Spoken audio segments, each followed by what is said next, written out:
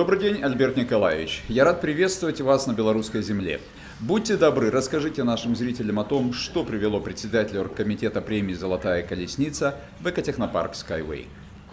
Ну, вы знаете, так же, наверное, как история развивается по спирали, так и люди иногда, бывает, встречаются, проходит достаточно много лет, и они встречаются еще раз. Да? Ну, к этому, видно, подталкивают определенные события, происходящие в жизни этих людей. Мы с Анатолием Эдуардовичем и с проектом познакомились в Государственной Думе Российской Федерации лет 10 назад. Вот. И проект хорошо известен. Тогда все это имело скорее образ мечты. Был красивый презентационный фильм, были красивые рисунки, были красивые выступления. То есть, ну, понятно, что до этого там Анатолий Эдуардович прожил до этого момента достаточно большое количество времени то есть, ну, пытаясь реализовать проект. Вот. Так получилось, что впоследствии, спустя, по-моему, год или два, мы награждали проект струнного транспорта Юницкого премии, тогда еще российской премии национальной «Золотая колесница», потому что это действительно был прорыв, это был достаточно яркий, достаточно смелый, дерзкий проект, который, наверное, если звезды бы сложились там лет 8-7 назад по-другому, да, он уже был бы реализован и, наверное, изменил жизнь людей достаточно серьезно. Вот. И сейчас так получилось, что и премия «Золотая колесница», она уже далеко вышла за пределы России. Сегодня это премия, которая объединяет около 1000 лауреатов более чем из 80 стран. Вот месяц назад мы уже дошли до уровня ООН, проводили награждение там. И, соответственно, за прошедшие годы у Анатолия Эдуардовича тоже произошли серьезные изменения. И, в принципе, я сегодня испытал такой серьезный шок, потому что на протяжении многих лет, когда ты видишь презентации и рисунки, да, ты уже начинаешь понимать, что, наверное, это вот только останется рисунками. И когда ты видишь это вживую, это можно потрогать, и не только потрогать, но еще и проехать, да, то можно понять мое состояние. До этого мы провели серьезные переговоры на тему сотрудничества долгосрочного и партнерства в рамках реализации нашего международного проекта, потому что проект наш «Золотая колесница», которому уже 12 лет, он стал своего рода транспортным «Оскаром» и объединяет сильнейшие транспортные компании из многих стран мира, да, так же, как и...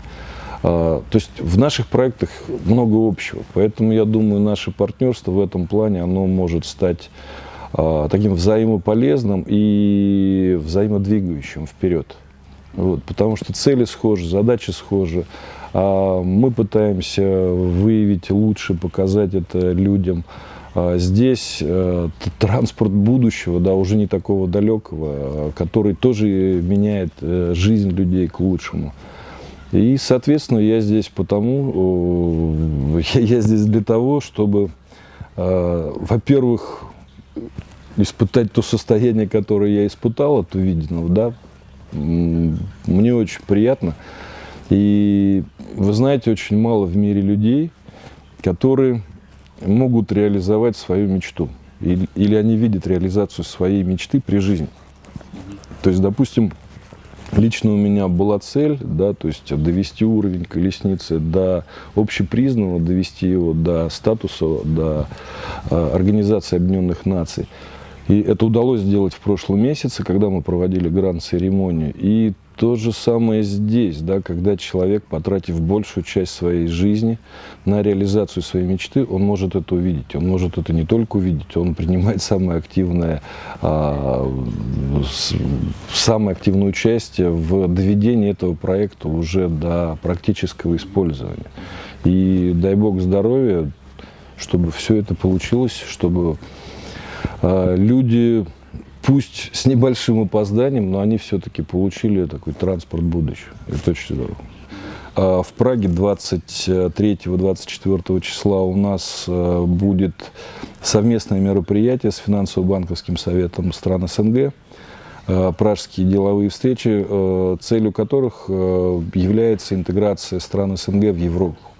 Соответственно, там будут присутствовать компании из стран СНГ и европейских стран, где мы планируем отметить заслуги и вполне заслуженно,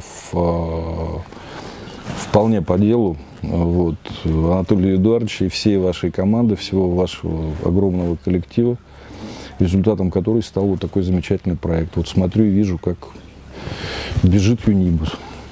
Альберт Николаевич, не секрет, что ваша премия была присвоена также и бывшим партнером, ныне конкурентом Skyway, компании Ajax.